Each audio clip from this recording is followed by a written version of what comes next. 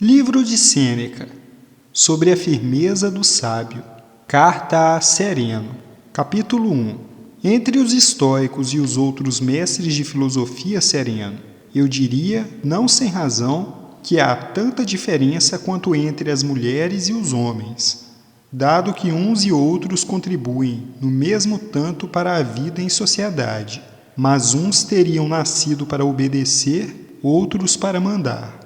Quase como os médicos de casa, íntimos da família em relação às doenças físicas, os outros filósofos adotam uma terapia suave e branda.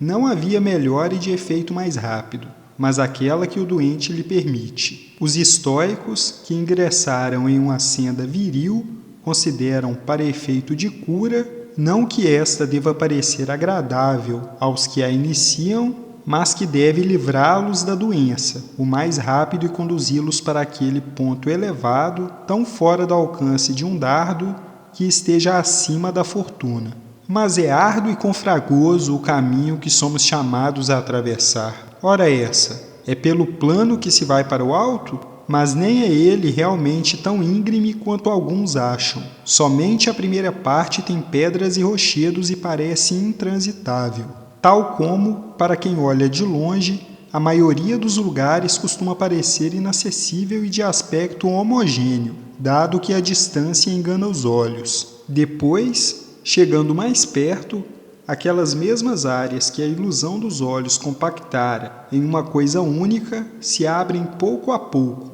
e então se torna suave o declive daquelas elevações que à distância aparentavam ser precipícios.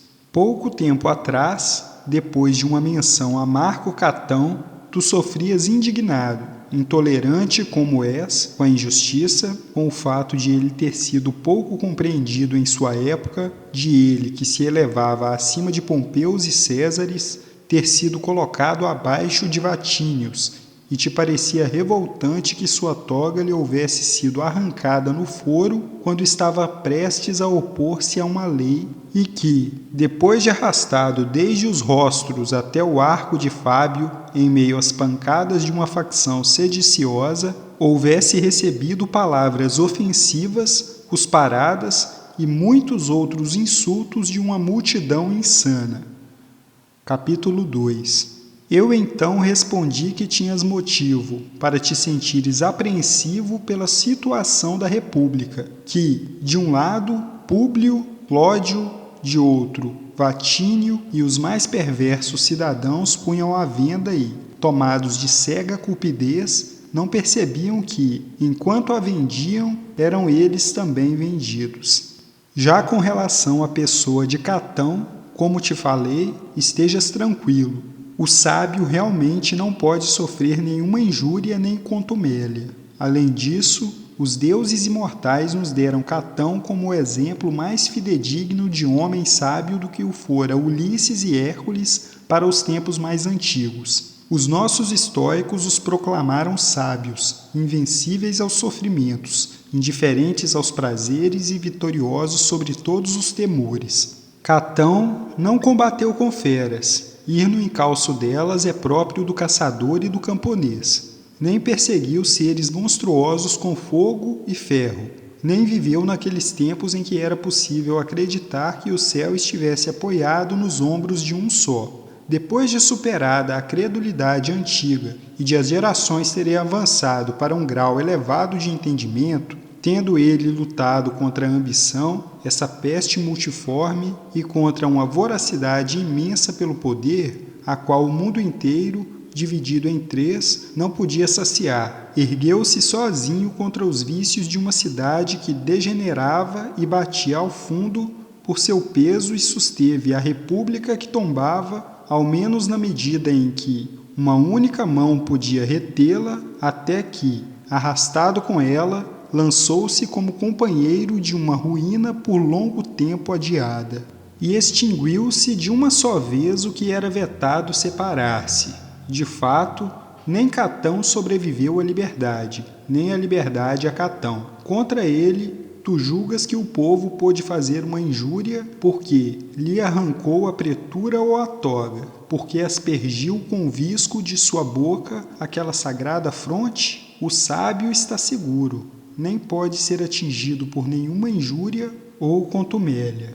Capítulo 3. Parece-me ver teu ânimo inflamar-se e efervescer, prestes a exclamar: é isso que tira a autoridade dos vossos preceitos.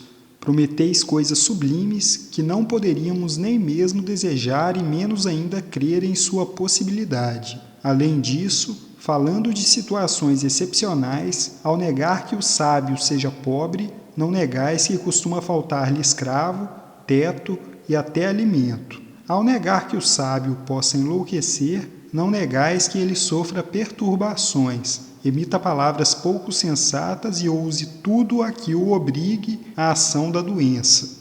Ao negar que o sábio seja escravo, não contestais a mesma coisa, ou seja, que ele possa vir a ser vendido, a cumprir ordens e a executar tarefas serviçais para seu senhor. Assim, erguendo bem alto o supercílio, desceis ao mesmo nível dos demais, depois de mudar os nomes das coisas. Por conseguinte, eu suspeito que o mesmo fato também ocorra nessa afirmação, que à primeira vista é bela e elevada, de que o sábio não sofrerá injúria nem contumélia.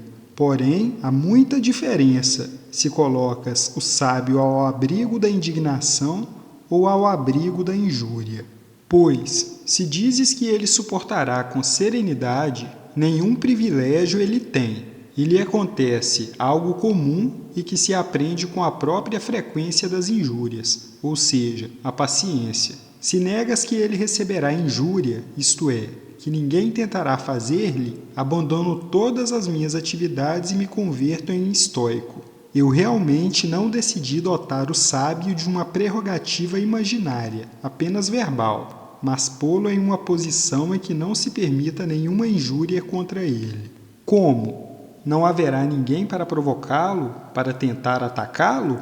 Nada na natureza é tão sagrado que não encontre um sacrilégio. Mas nem por isso as criaturas divinas estão menos no alto se existem os que buscam acometer uma grandeza que está situada muito além deles, sem haver de atingi-la. Não é invulnerável algo que não recebe um golpe, mas aquilo que não sofre ferimento. Vou te mostrar um sábio desse nível. Acaso há dúvida de que a força mais confiável é a que é invencível e não a que não sofre ataque, já que é duvidosa a robustez não colocada à prova, porém é tida merecidamente como a mais confiável a firmeza que repele todos os ataques? Do mesmo modo, saibas tu que um sábio é de natureza melhor se nenhuma injúria lhe é nociva, do que se nenhuma lhe é feita. E eu direi que é um homem forte aquele que as guerras não subjugam nem o apavoram as forças inimigas que se aproximam, e não aquele que desfruta de ócio sedentário no seio de povos inativos. Portanto, repito, o sábio não está sujeito a nenhuma injúria. Assim, não importa quantos dardos contra ele sejam arremessados, posto que nenhum pode penetrá-lo. Como a dureza de certas pedras não pode ser rompida pelo ferro, nem o diamante pode ser cortado ou quebrado ou mesmo limado, mas arruína o que se usa contra ele. Assim como certas coisas não podem ser consumidas pelo fogo, mas, envolvidas pelas chamas, conservam sua consistência e aspecto. Assim como certos rochedos, que se estendem para o alto, quebram o mar sem que eles próprios mostrem vestígio nenhum dessa violência depois de fustigados por tantos séculos. Igualmente sólida é a alma do sábio, e acumulou tal resistência que está ao abrigo da injúria tanto quanto esses elementos que mencionei. Capítulo 4. E então, não poderá haver alguém que tente fazer injúria ao sábio?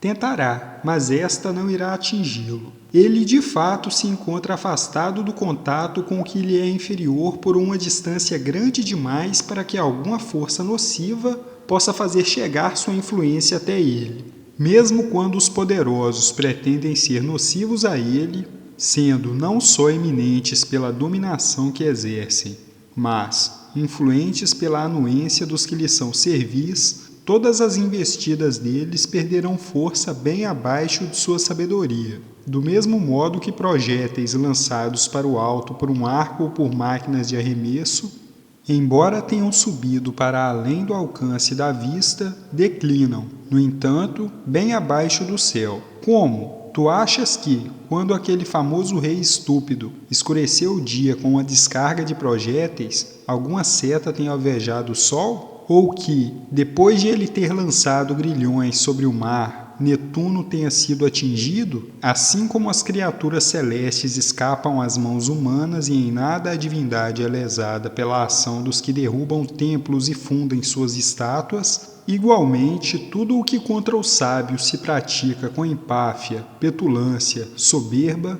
são tentativas inúteis. Mas seria melhor que não houvesse ninguém que quisesse fazê-lo. Desejas coisa difícil para o gênero humano, a inofensividade. E o fato de não se fazer tem importância para os que têm intenção de fazer, não para aquele que não pode sofrer tal ação nem mesmo se lhe for feita. Ao contrário, talvez a tranquilidade em meio às provocações exponha mais ainda o vigor da sabedoria, tal como a maior prova de um general potente em armas e homens é sua segurança prudente no território dos inimigos. Capítulo 5. Separemos, sereno, se te parece adequado, a injúria e a contumélia. A primeira é por natureza mais grave, esta outra mais leve, e grave apenas para os melindrosos, pela qual as pessoas não sofrem dano, mas ofensa. Porém, tão grandes são a degradação e a futilidade das mentes que alguns julgam que nada é mais penoso. Assim, encontrarás um escravo que prefira ser golpeado com açoites em vez de murros, e que acha a morte e as pancadas mais toleráveis do que palavras ofensivas. Chegou-se a uma estupidez tão grande que nos atormentamos não só pela dor, mas também pela suposição da dor.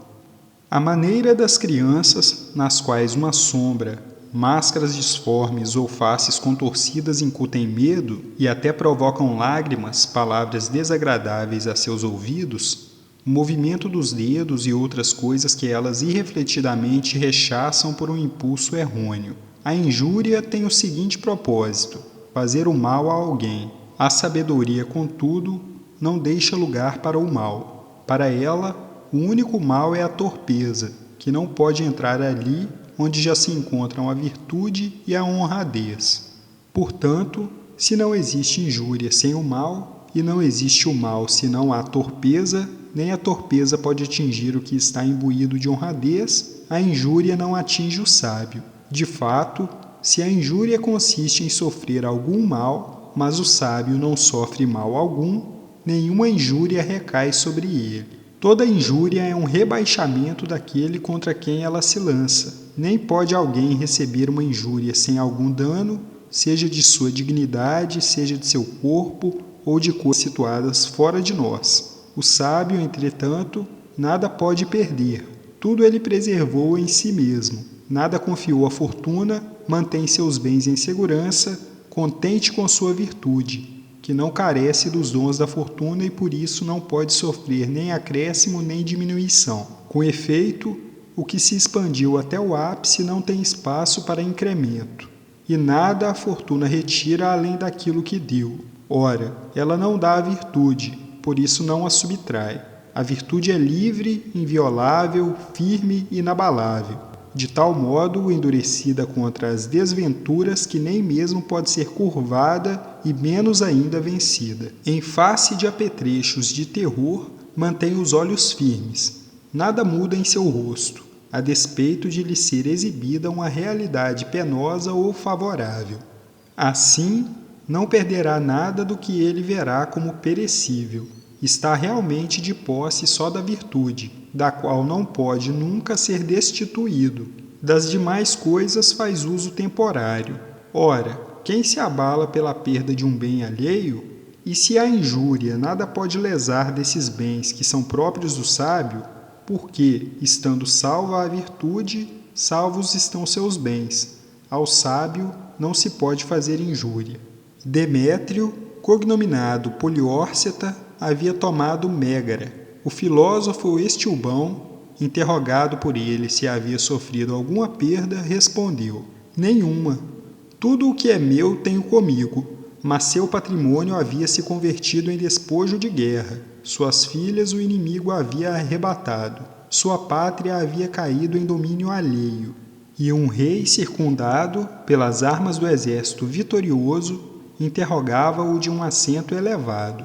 Ele, no entanto, arrancou-lhe a vitória e atestou que estava não só invicto, como índene, pois tinha consigo os verdadeiros bens, sobre os quais não se pode lançar as mãos.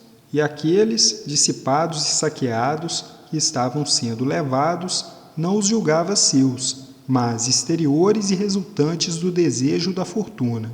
Por isso, não os apreciava como bens próprios. Realmente, é instável e incerta a posse de tudo quanto nos vem de fora. Capítulo 6. Pensa agora se um ladrão, um caluniador, um vizinho prepotente ou um velho ricaço que reina sem filhos poderiam fazer uma injúria a quem a guerra, o inimigo ou aquele que exerce a gloriosa arte de subjugar cidades, nada puderam tirar. Em meio a espadas que, de todo lado, cintilam, e ao tumulto dos soldados na rapina, em meio às chamas, ao sangue e aos escombros de uma cidade destruída, em meio ao colapso de templos que desabam em cima de seus deuses, um único homem manteve a paz. Assim, não há motivo para julgares audaciosa a promessa para a qual se tenho pouca credibilidade. Vou te dar um garantidor. É de fato difícil acreditares que tamanha firmeza ou tamanha magnitude de espírito possa aplicar-se a um homem. Mas aparece esse homem diante de todos nós para dizer: não há motivo para duvidares de que alguém, nascido como homem, possa elevar-se acima da condição humana, de que olhe com serenidade para as dores, os danos, as ulcerações, as feridas, os grandes tumultos que fervilham em torno de si e suporte as situações duras com placidez e as situações prósperas com comedimento, sem ceder àquelas nem confiar nestas, e possa manter-se exatamente o mesmo em situações diversas. Nem considere nada como seu exceto a si mesmo, e a si mesmo como a parte em que é melhor. Eis que me apresento para vos provar que, sob esse destruidor de tantas cidades, são abatidas fortificações a golpes de ariete. Altas torres vêm repentinamente abaixo graças a sapas e fossos subterrâneos e se ergue um terraplano que alcança as mais elevadas fortificações. Porém, não é possível encontrar nenhuma máquina que abale um ânimo solidamente assentado. Tirei-me há pouco para fora das ruínas de minha casa e, enquanto flamejavam incêndios por todo lado, escapei das chamas por entre mortos. Não sei que sorte tiveram minhas filhas, se pior que a da população. Sozinho, idoso e vendo-me cercado de condições hostis, no entanto declaro que meu patrimônio está íntegro e incólume. Mantenho-me na posse de tudo o que tinha de meu. Não há motivo para me teres como vencido e a ti como vencedor. A tua fortuna venceu a minha fortuna. Aqueles bens transitórios e que mudam de dono, não sei onde estão. Quanto a meus bens, estão comigo e estarão comigo. Esses ricos perderam seus patrimônios, os libidinosos perderam seus amores e, com alto dispêndio de pudor, as amantes prediletas, os ambiciosos perderam a cúria, o fórum e os locais destinados ao exercício dos vícios em público, os agiotas, seus registros, nos quais a avidez imagina sorridente falsas riquezas. Eu, entretanto, conservo tudo intacto e íntegro. Por isso, interroga essas pessoas que choram e se lamentam, que, para defender seu dinheiro, opõem seus corpos nus a espadas desembainhadas e que fogem do inimigo com o bolso carregado. Saibas, portanto, o seguinte, sereno, que o homem perfeito, pleno de virtudes divinas e humanas, nada perde. Seus bens estão circundados de defesas sólidas e intransponíveis. Não poderias comparar a elas as muralhas da Babilônia que Alexandre invadiu, nem as fortificações de Cartago ou de Numância, conquistadas por uma única mão, nem a colina do Capitólio. Esses locais trazem a marca do inimigo. As defesas que protegem os sábios são resistentes ao fogo e aos assaltos, não oferecem acesso algum, são elevadas, inexpugnáveis, iguais às dos deuses. Capítulo 7. Não há por que afirmar, tal como costumas, que esse nosso sábio não se encontra em parte alguma. Não imaginamos isso como vão atributo da natureza humana, nem concebemos uma imagem grandiosa de algo falso, mas já a mostramos e mostraremos qual a formamos, criatura rara, talvez, e única por grandes intervalos de tempo. Realmente, tudo o que é grande e que supera o limite habitual e comum não é gerado com frequência. De resto, o próprio Marco Catão, de cuja menção partiu essa discussão, receio que esteja acima de nosso modelo. Depois, algo que causa um dano deve ser mais forte do que algo que sofre um dano. Ora, a perversidade não é mais forte do que a virtude, portanto, não pode o sábio sofrer dano. A injúria contra os bons é intentada somente pelos maus. Os bons mantêm a paz entre si. Os maus são tão perniciosos para os bons quanto entre si. Mas, se só o mais fraco pode sofrer dano e, além do mais, o mal é mais fraco que o bom, e os bons não devem temer injúria a não ser de quem é diferente deles. A injúria não atinge um homem sábio. Sem dúvida, já não é preciso lembrá-lo de que ninguém é bom senão o sábio. Alguém diz, se Sócrates foi injustamente condenado, ele sofreu injúria. Neste ponto, convém entendermos que pode acontecer de alguém me fazer injúria e eu não recebê-la. É como se alguém roubasse uma coisa de minha casa no campo e a deixasse em minha casa na cidade.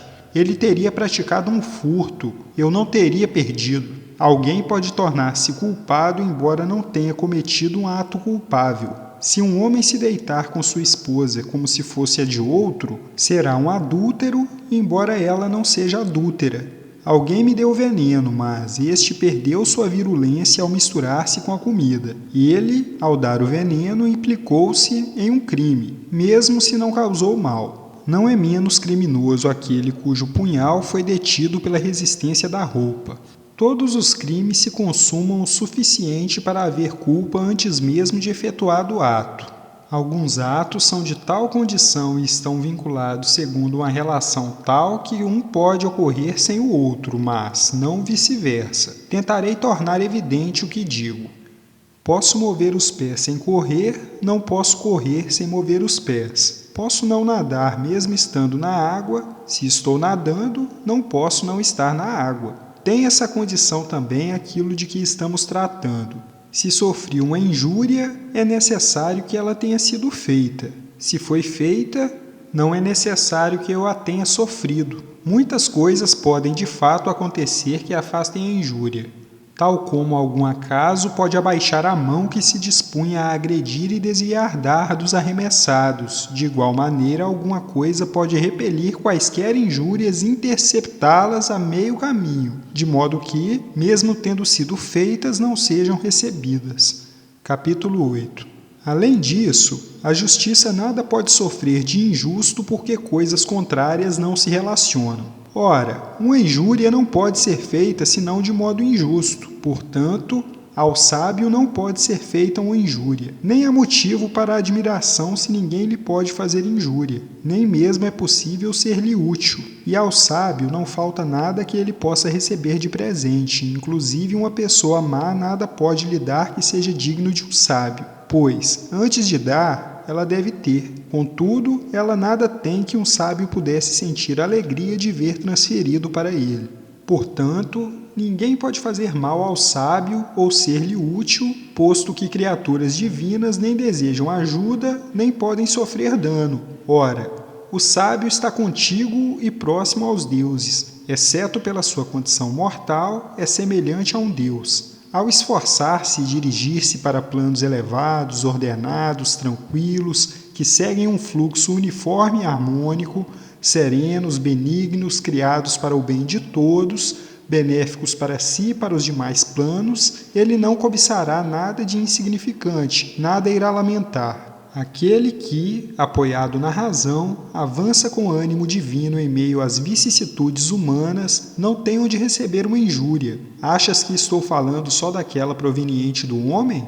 Nem sequer da fortuna, que, toda vez que combateu com a virtude, nunca se retirou em pé de igualdade. Se com ânimo sereno e plácido recebemos o mais intenso suplício, mais além do qual uma legislação enfurecida e mandatários, os mais cruéis, nada tem com que nos possam ameaçar, no qual a fortuna esgota seu poder, e se sabemos que a morte não é um mal, e, por isso, nem mesmo a injúria, muito mais facilmente toleraremos outras vicissitudes.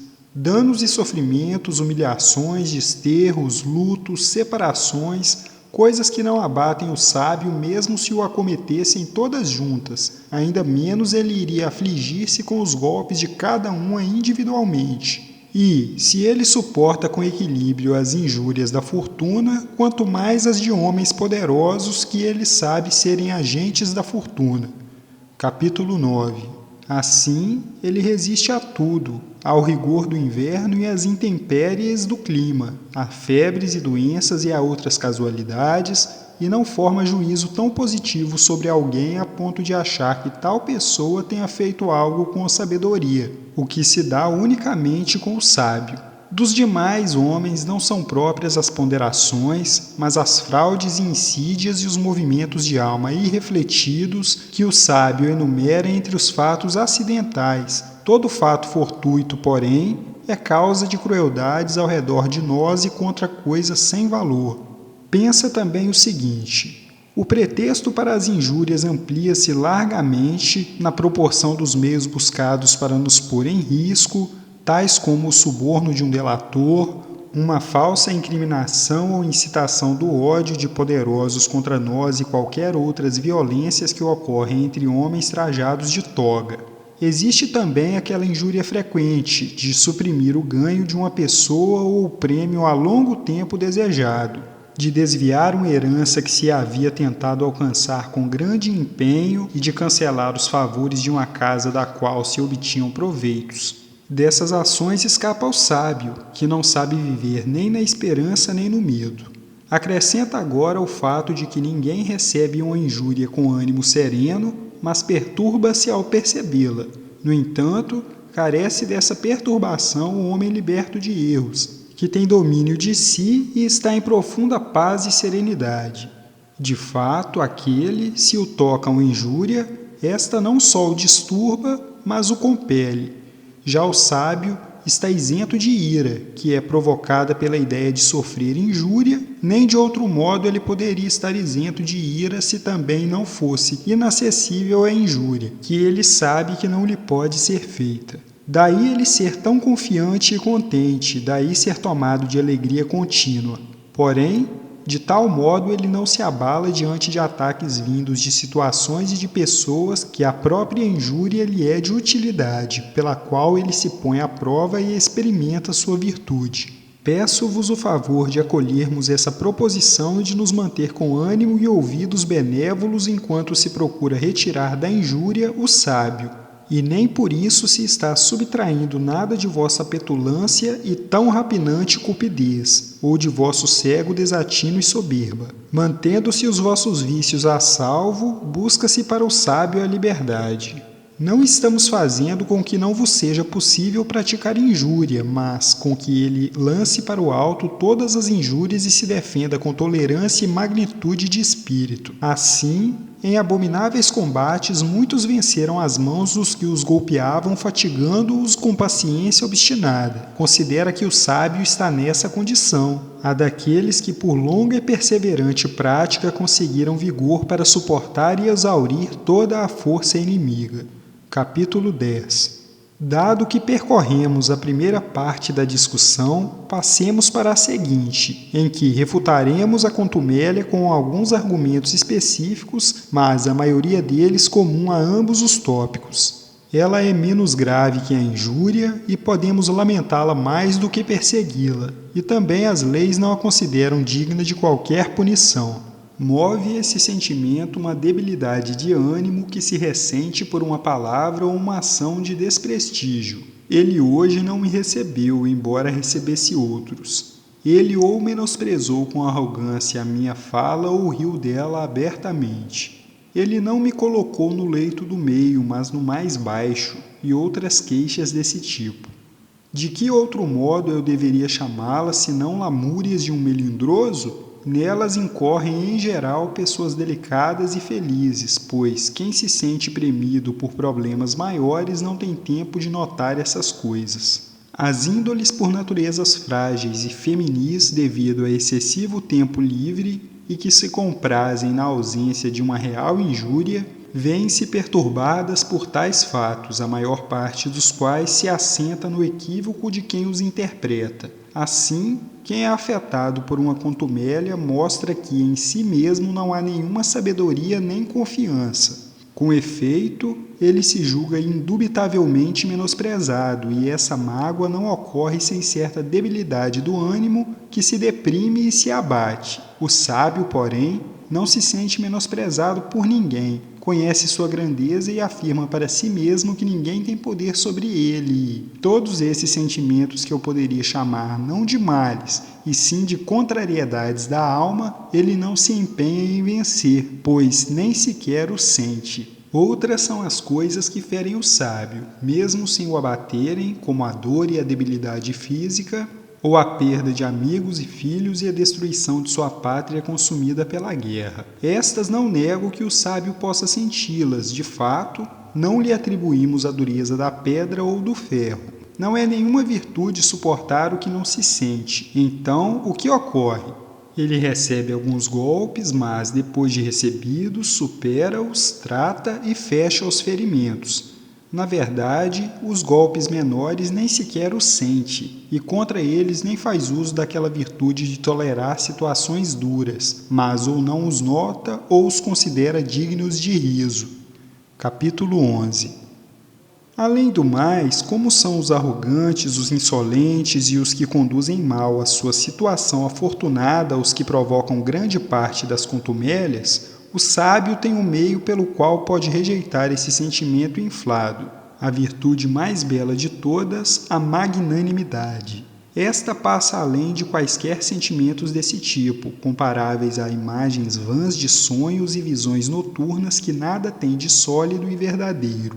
Ao mesmo tempo, o sábio considera que todos eles estão em um estado baixo demais para chegarem a desprezar algo que está tão mais elevado. Contumélia, segundo se diz, deriva de contemptus, desprezo, porque alguém só dirige esse tipo de ataque a quem despreza. Todavia, ninguém despreza aquele que é maior e melhor, mesmo se age como costumam agir os que sentem desprezo. De fato, a criança pequena bate no rosto dos pais, desmancha e puxa os cabelos de sua mãe, cospe-lhe ou desnuda à vista dos seus as partes a serem cobertas e não poupa palavras mais obscenas, mas nada disso chamamos contumélia. Por que razão? Porque quem as faz não é capaz de desprezar. É a mesma razão por que nos divertem as brincadeiras de nossos escravos contra seus senhores, e a ousadia deles se faz justificar contra cônvivas tão somente sob a condição de começar pelo senhor. E quanto mais desprezíveis são eles, mais soltas têm as línguas. Para essa finalidade, alguns compram moleques insolentes, estimulam a impudência deles e os deixam junto a um instrutor para que, de propósito, espalhem impropérios, e não chamamos isso de contumélias, e sim de gracejos. Porém, quanta estupidez há em ora divertir-se e ora ofender-se. E uma coisa dita por um amigo chamá-la de afronta, dita por um escravinho de insulto brincalhão. Capítulo 12. A percepção que temos das crianças, o sábio a tem de todos os homens que, mesmo depois da juventude e da velhice, permanecem na infância. Acaso progrediram esses homens cujo espírito é enfermo e cujas deficiências aumentaram enormemente, os quais diferem das crianças somente pelo tamanho e pela forma do corpo, sendo de resto não menos volúveis e inseguros, com uma sede indistinta de prazeres, nervosos, inclusive pacatos, não por temperamento, mas por temor, ninguém poderia dizer que entre eles e os meninos há diferença, porque estes são ávidos por dadinhos ou nozes e por pequenas moedas, e aqueles por ouro, prata e por mesas circulares, porque estes entre si fazem-se de magistrados e imitam a toga pretexta, os faces e o tribunal. E aqueles praticam a sério as mesmas atividades do campo de Marte, no foro ou na cúria. Estes na praia, com montes de areia, constroem castelos, e aqueles, como se estivessem realizando algo importante, ocupados em erguer pedras, paredes e tetos, transformaram em risco abrigos criados para a proteção de nossos corpos. Portanto, o engano dos mais avançados em idade é igual ao das crianças, mas diz respeito a coisas distintas e de importância maior. Por conseguinte, não sem razão o sábio encara como brincadeiras as suas contumélias e por vezes os adverte e os castiga como a crianças, não porque tenha sido afetado por uma injúria, mas porque eles a fizeram e para que deixem de fazê-la. De fato, assim também a montaria é domada com o açoite. Não nos enfurecemos com esses animais quando recusam o cavaleiro, contudo os punimos para que a dor vença a contumácia. Portanto, verá solucionada igualmente aquela objeção que se nos faz. Se o sábio não é afetado nem pela injúria nem pela contumélia, porque ele pune os que a fizeram, ele não se vinga, mas os corrige. Capítulo 13. No entanto, qual é a razão para não acreditares que esta firmeza de ânimo ocorra em um homem sábio, quando te é possível notar em outros a mesma condição, embora de origem diversa? Que médico se enfurece com um louco? Quem recebe como ofensivos os insultos de uma pessoa febril à qual se negou água fria?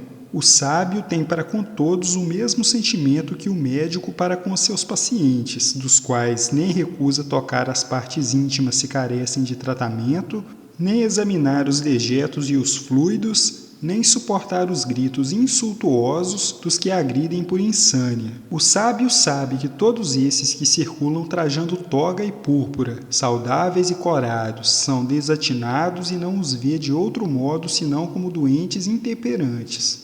Assim, ele nem sequer se irrita se, em sua enfermidade, se atreveram a uma atitude mais petulante contra quem os está medicando e, com o mesmo ânimo com que julga sem valor as homenagens deles, igualmente julga os seus atos pouco respeitosos. Assim como não lhe causará agrado se um mendigo o reverenciar, nem irá considerar uma contumélia se um homem da mais baixa plebe não responder à sua saudação, tampouco ficará encantado se muitas pessoas ricas o admirarem. Sabe que em nada elas diferem dos mendigos, sendo até mesmo mais miseráveis.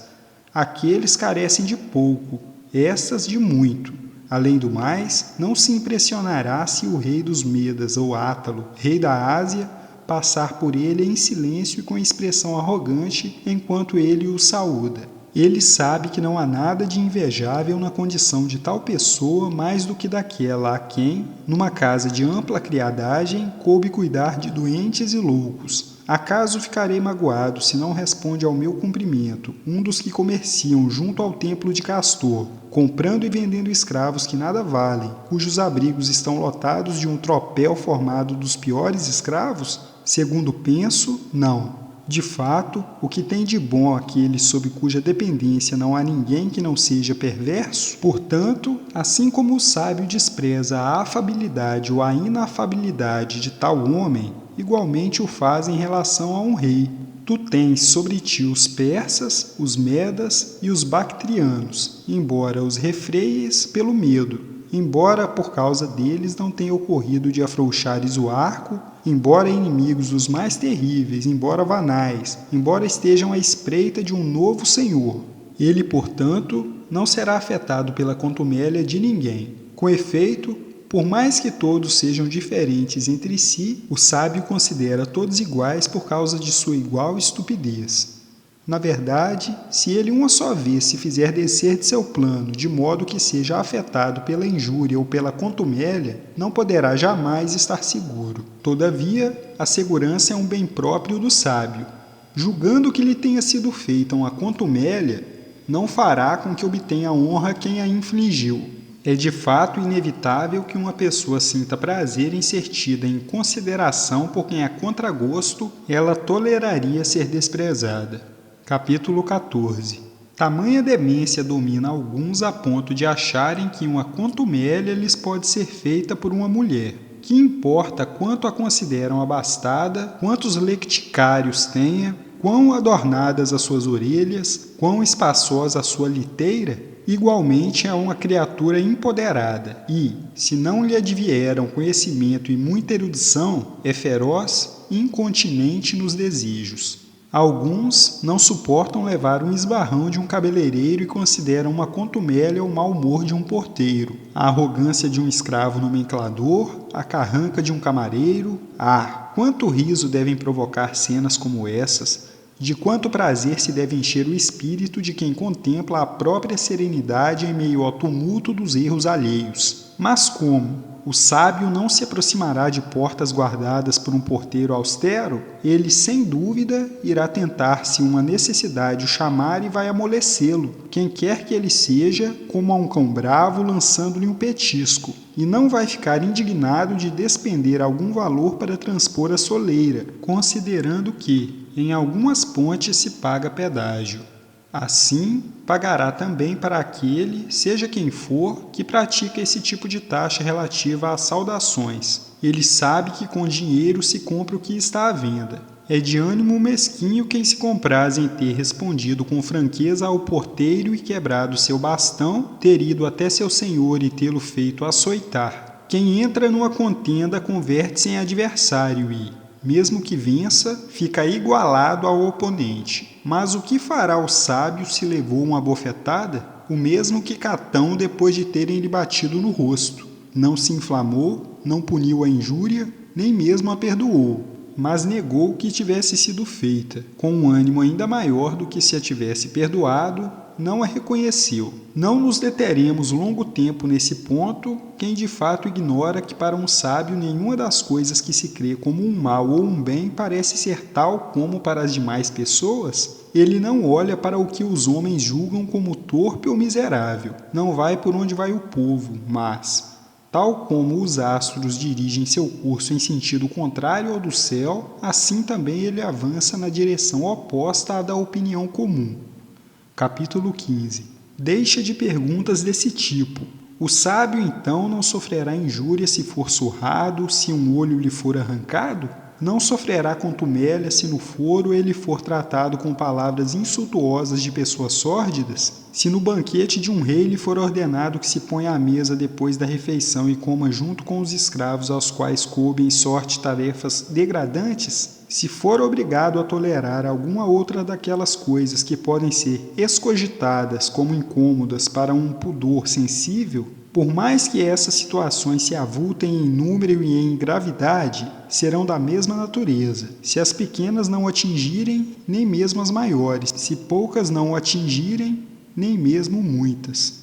Mas vós fazeis uma conjectura sobre a grandeza de seu espírito com base em vossa debilidade e, depois de considerar sobre quanto julgais que podeis suportar, colocais o limite da capacidade do sábio um pouco além da vossa. Porém, sua virtude o situou em outra dimensão do cosmo, de modo que ele não tem nada em comum convosco. Faz um levantamento de adversidades e de todas as situações difíceis de tolerar e das que repugna ouvir falar ouvir. Ele não será esmagado pelo acúmulo delas e resistirá a cada uma tal qual a todas juntas. Quem diz que para o sábio uma coisa é tolerável, outra é intolerável, e mantém a grandeza de seu ânimo dentro de certos limites, procede mal. A fortuna nos vence se não é inteiramente vencida por nós. Para não julgares que essa é uma resistência estoica, Epicuro, a quem vós assumis como patrono da vossa inércia e o qual julgais preceituar uma atitude mole, indolente e voltada aos prazeres. afirma que raramente a fortuna interfere na vida do sábio. Ele quase emitiu palavras próprias de um homem. Queres tu falar com mais força e suprimir totalmente a fortuna? A casa do sábio é apertada, sem luxo, sem estrépito, sem adornos, não vigiada por porteiros que repartem a turba de visitantes com venal arrogância, mas a fortuna não passa por essa porta vazia e livre de vigias. Ela sabe que não tem ali um lugar onde existe algo de seu. Capítulo 16. E se até Epicuro, que foi muito indulgente com o corpo, se insurge contra as injúrias, porque no nosso caso isso pode parecer inacreditável ou acima da capacidade da natureza humana. Ele afirma que as injúrias são toleráveis para o sábio, nós que as injúrias para ele não existem. Nem há motivo para dizeres que isso repugna a natureza. Não negamos que é uma coisa incômoda ser açoitado, golpeado e carecer de algum membro. Entretanto, negamos que todas essas coisas são injúrias. Não eliminamos delas a sensação de dor, mas o nome de injúria, que não lhes pode ser atribuído restando intacta a virtude. Qual das duas doutrinas fala com mais exatidão, veremos.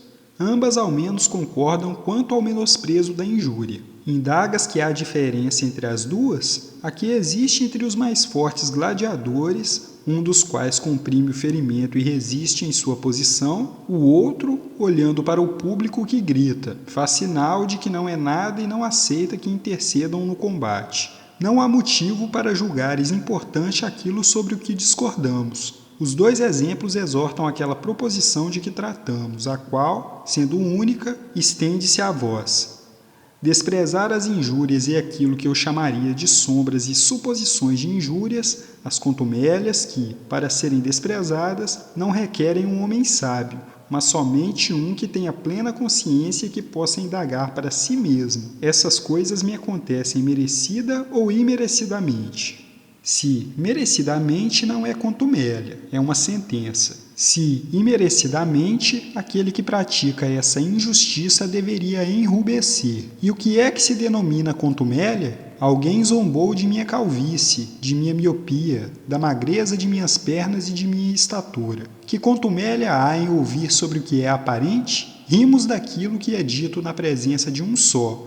Na presença de muitos nos sentimos indignados e a outros não damos a liberdade de dizer o que nós mesmos costumamos dizer sobre nós. O gracejo moderado é divertido, o exagerado é irritante. Capítulo 17. Crísipo afirma que uma pessoa ficou indignada por alguém tê-la chamado de carneiro do mar. Vimos Fido Cornélio, genro de Ovídio Nazão, chorar no Senado depois que Corbulão o chamou de avestruz depenado. Diante de outras palavras malévolas que atingiam fundo seus costumes e sua vida, manteve-se firme a sua face diante desse mote tão absurdo, e romperam-lhe as lágrimas, tamanha é a debilidade dos ânimos quando desaparece a razão. E o que dizer de quando nos sentimos ofendidos se alguém imita nosso modo de falar ou de andar, ou algum defeito do nosso corpo ou da nossa linguagem, como se esses fatos ficassem mais perceptíveis na imitação de um outro do que em nós mesmos. Alguns ouvem contrariados falar de sua velhice, dos cabelos brancos e de outras coisas que se fazem votos para alcançar. Falar mal de sua pobreza deixou alguns enfurecidos. No entanto, quem a esconde já se censurou por causa dela. Assim,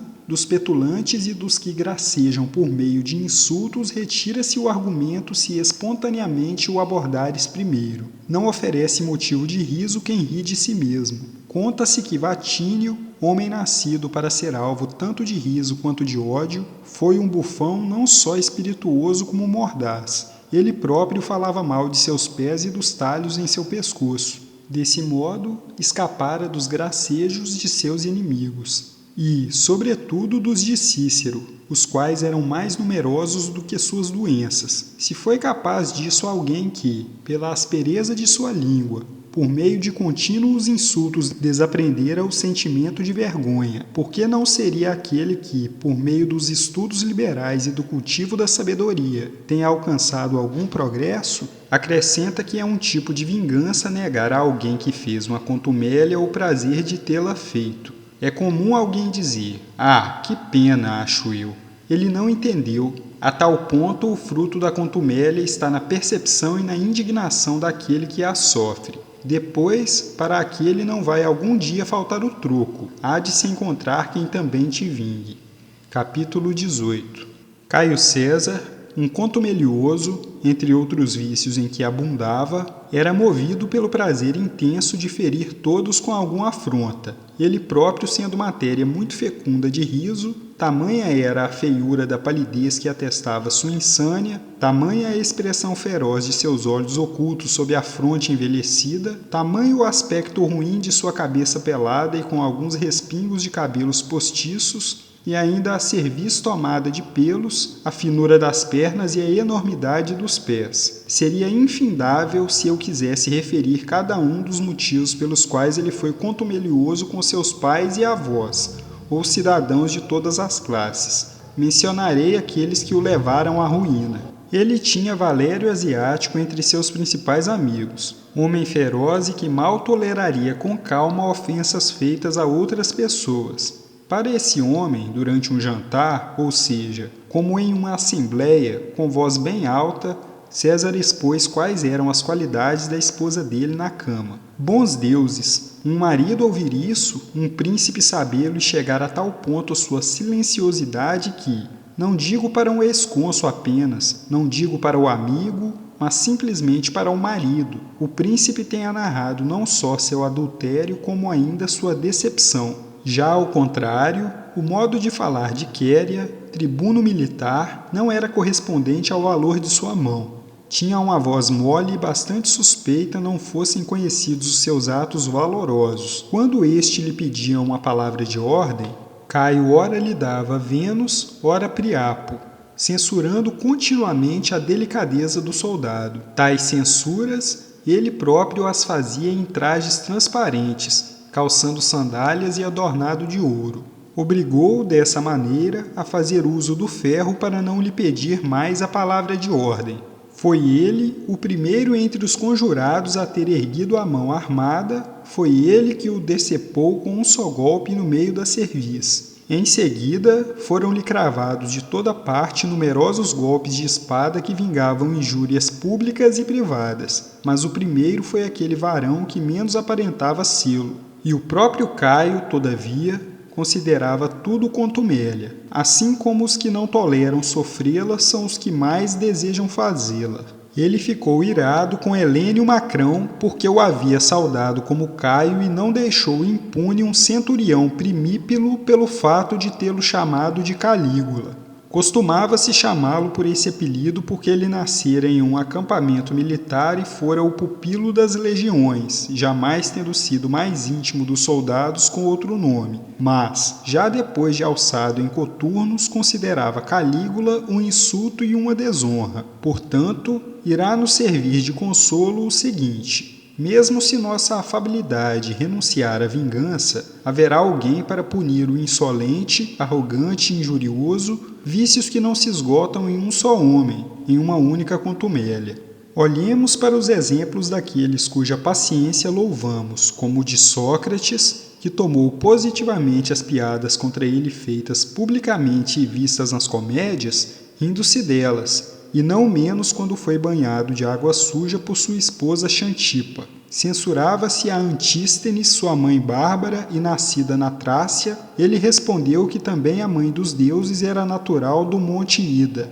Capítulo 19. Não se deve chegar à rixa e ao antagonismo. Devemos nos apartar, e tudo o que for feito por insensatos, mas só por insensatos é que pode ser feito. Deve-se deixar de lado e ter como indistintas as honrarias e as injúrias do povo, nem doer-se por estas, nem alegrar-se por aquelas. De outro modo, por temor de contumélias ou pelo aborrecimento, negligenciaremos muitas ações necessárias e não faremos frente a deveres públicos e privados, por vezes inclusive avantajosos, enquanto nos aflige a preocupação muito pouco viril de ouvir alguma crítica contra o nosso caráter. Por vezes irritados até mesmo contra poderosos, revelaremos esse sentimento com intemperante liberdade. Mas também não é liberdade nada sentir. Enganamo-nos. Liberdade é situar o ânimo acima das injúrias e constituir-se como um ser cuja felicidade lhe venha unicamente de si. É separar de si os eventos exteriores para não ter de levar uma vida atormentada, a temer o riso de todos, a língua de todos. De fato, quem é que não nos poderia fazer um insulto se qualquer um pode? Porém, o sábio e aquele que aspira à sabedoria usarão de um remédio diverso. Os imperfeitos, que se pautam ainda pela opinião comum, devem imaginar o seguinte, que eles terão de viver em meio a injúrias e contumélias. Tudo lhes chegará mais leve se já estiverem esperando. Quanto mais honorável é um homem por sua origem, fama e patrimônio, tanto mais valorosa é sua conduta, lembrando de que, na linha de frente, ficam as tropas mais graduadas. As contumélias, palavras injuriosas, ignomínias e outras desfeitas, ele suporta tal como o clamor dos inimigos, os dardos que passam longe, as pedras a crepitar em torno do capacete sem ferir. As injúrias, tal como golpes, uns cravados nas armas, outros no peito, ele sustenta sem cair e mesmo sem se mover de seu posto. Inclusive, se sofres um cerco e uma pressão de violência feroz, é torpe, entretanto, ceder. Protege o posto que te foi designado pela natureza. Perguntas que posto é esse? O de homem. O sábio dispõe de outro auxílio, que é o reverso deste, pois vós estáis em combate, ele já alcançou a vitória. Não resistais a vosso bem e, durante o esforço para chegar à verdade, alimentai no ânimo essa esperança, acolhei de bom grado os melhores conselhos e buscai auxílio na crença e na vontade. Existir uma criatura invencível, existir uma pessoa contra a qual não tem poder a fortuna é do interesse da sociedade humana. O link para a aquisição do livro Sobre a Firmeza do Sábio encontra-se na descrição do vídeo.